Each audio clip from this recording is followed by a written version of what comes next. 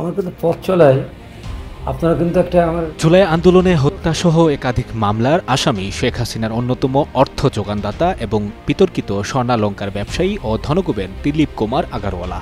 হাসিনা সরকার পতনের কিছুদিন পরেই সিআইডির ফিনান্সিয়াল ক্রাইম ইউনিটের এক অনুসন্ধানে তার নামে দেশ থেকে চোরাচালানের মাধ্যমে সোনা ও হীরা আমদানির নামে অর্থ পাচার, প্রতারণা ও জালিয়াতির অভিযোগ আনা হয়। পরে তাকে গুলশান এলাকা থেকে গ্রেপ্তার দেখানো হয়। বিতর্কিত এই দিলীপ আবারও আলোচনায়। জানা গেছে কঠোর গোপনীয়তায় তাকে ছেড়ে দেওয়া হয়েছে। দিলীপের এমন আকস্মিক কারামুক্তি নিয়ে আদালত অঙ্গনে চলছে তোলপাড়। হাই প্রোফাইল আসামি দিলীপের মুক্তির পর আইনজীবীদের মধ্যে চলছে সমালোচনার ঝড়। এদের অনেকের অভিযোগ, বর্তমানে যে কোনো বন্দী মুক্তির ক্ষেত্রে একাধিক গোয়েন্দা সংস্থার ক্লিয়ারেন্স প্রয়োজন হয়। সে জায়গা থেকে তাদের অভিযোগ, দিলীপের মুক্তির পেছনে আছে রাষ্ট্রপক্ষের প্রত্যক্ষ সহযোগিতা।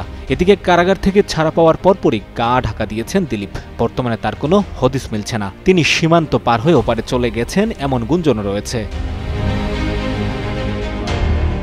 নাম প্রকাশে অনিচ্ছুক এক আইনজীবী যুগান্তরকে বলেন, দিলীপের মুক্তির নেপথ্যে রাষ্ট্রপক্ষের এক প্রভাবশালী কর্মকর্তা কলকাঠি নাড়েন। ওই কর্মকর্তার সঙ্গে দিলীপের ঘনিষ্ঠতা বেশ পুরনো, একই জেলায় তাদের বাড়ি। এ কারণে গ্রেপ্তারের পরপরই একাধিকবার দিলীপকে মুক্তি দেওয়ার চেষ্টা হয়, কিন্তু ঢাকার বাইরে কয়েকটি মামলা থাকায় তার মুক্তি কিছুটা বিলম্বিত হয়।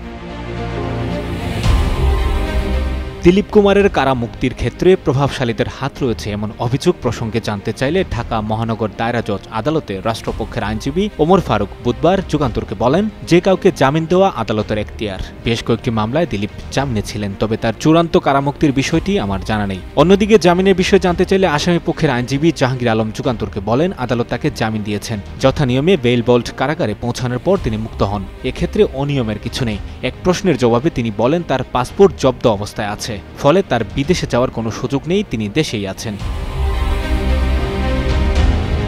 সূত্র জানায়, গ্রেপ্তারের পর বছরখানেক ধরে বন্দী ছিলেন দিলীপ। তবে কারাজীবনের বেশিরভাগ সময় তিনি ছিলেন হাসপাতালের ভিআইপি কেবিনে। সেখানে আরাম আয়েশের কোনো কমতি ছিল না। স্ত্রী সন্তান সহ আত্মীয় পরিজন নিয়মিত সাক্ষাৎ করেছেন। এমনকি হাসপাতালে বসেই মোবাইল ফোনে মামলার বাদীকে হুমকি দেওয়ার অভিযোগ ওঠে তার নামে।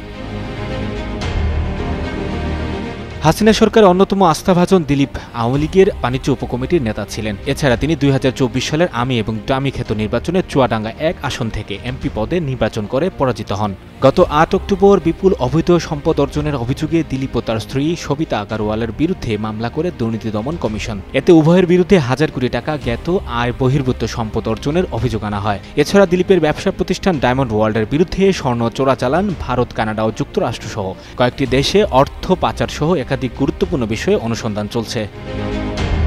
সঞ্জয় দত্ত, যুগান্তর নিউজ।